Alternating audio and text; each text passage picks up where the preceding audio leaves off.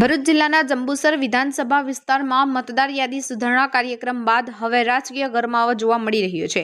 જંબુસર શહેર અને તાલુકાના મુસ્લિમ અગ્રણીઓ તેમજ વિપક્ષી નેતાઓ દ્વારા આજે પ્રાંત કચેરી અને મામલતદારને એક મહત્વનું આવેદનપત્ર પાઠવવામાં આવ્યું છે, જેમાં મુસ્લિમ મતદારોના નામ જાણી જોઈને કમી કરવા માટે ખોટી રીતે વાંધા અરજીઓ કરવામાં આવી હોવાના ગંભીર આક્ષેપો કરવામાં આવ્યા છે। તાજેતરમાં ખાસ મતદાર યાદી સુધારણા બાદ મુસદ્દા મતદાર યાદી જાહેર કરવામાં આવી છે। વિપક્ષી નેતાઓનો આરોપ છે કે જંબુસર વિધાનસભામાં ચોક્કસ સમુદાયને નિશાન બનાવીને ફોર્મ નંબર 7 દ્વારા મોટા પાયે વાંધા અરજીઓ દાખલ કરવામાં આવી છે। આ અરજીઓનો મુખ્ય હેતુ મુસ્લિમ મતદારોના નામ યાદીમાંથી દૂર કરવાનો હોવાનું જણાવવામાં આવ્યું છે। આવેદનપત્રમાં ઉઠાવેલા વિપક્ષી નેતાના જણાવ્યા મુજબ દાખલ કરેલી વાંધા અરજીઓમાં કોઈપણ પ્રકારની તાર્કિક કારણ કે દસ્તાવેજી પુરાવા રજૂ કરવામાં આવ્યા નથી। સરકારની ગાઈડલાઈન મુજબ કોઈપણ મતદાર સામે વાંધો લેવા માટે માન્ય દસ્તાવેજો ફરજિયાત છે, જેનું અહીં ઉલ્લંઘન થઈ રહ્યું છે। મતદાનોને અધિકાર અને ભારતીય બંધારણ દ્વારા મળેલો મૂળભૂત અધિકાર છે। કોઈપણ વ્યક્તિનો મતાધિકાર મનમાની રીતે છીનવી શકાય નહીં। જો કોઈ મતદાર સામે વાંધો હોય તો તેને પૂરતી નોટિસ આપવી જોઈએ અને કાયદેસરની તપાસ બાદ જ નિર્ણય લેવો જોઈએ તેવી માંગ અગ્રણીઓ કરી છે।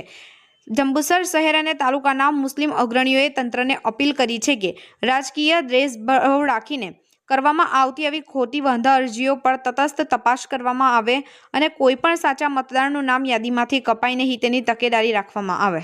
તારીખ 17/1/2026 ના રોજ ભાજપના કેટલાક ઇસમોએ એક ચોક્કસ સમાજનું ટાર્ગેટ બનાવીને મામલતદાર તેમજ નાયબ કલેક્ટર શ્રી સાહેબને ફોર્મ નંબર 7 ભરી અને રજૂ રાખેલા છે।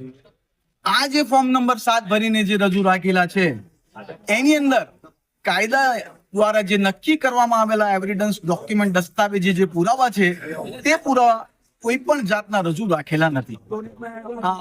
આજ રોજ અમે સમસ્ત સમાજના આગેવાનો તેમજ તાલુકાના આગેવાનો આજ રોજ જમા થઈ અને નાયબ કલેક્ટર શ્રી સાહેબ અને મામલતદાર સાહેબને એક આવેદન પત્ર આપેલું છે અને એ આવેદન પત્રની અંદર અમે એવી ડિમાન્ડ કરેલી છે કે આ જે લોકોએ જે ફોર્મ નંબર 7 જે ખોટી રીતના ભરીને રજૂ કરેલા છે એ લોકો સામે સખતમાં સખત કાયદેસરની કાર્યવાહી થાય।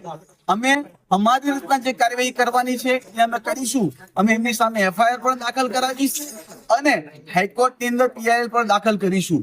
પણ આપના માધ્યમથી હું આ લોકોને જાણવા માંગુ છું કે જે લોકોએ ખોટા ઓબ્જેક્શન લીધેલા છે એ ખોટા ઓબ્જેક્શનના અગેન્સ્ટની અંદર અમે લોકો આ જે સાચા મતદારો છે અને એમના મતાધિકારો ડિલેટ ના થાય અને એમને પૂરતી તક આપવામાં આવે તે બાબતે આજ રોજ અમે મામલતદારને રજૂઆત કરેલી છે, નાયબ કલેક્ટરશ્રીને રજૂઆત કરેલી છે, જે ધ્યાન પર લાવી અને આગામી જરૂર પડતા અમે જરૂરી પ્રોગ્રામ પણ આપીશું। જય હિન્દ, જય ભારત।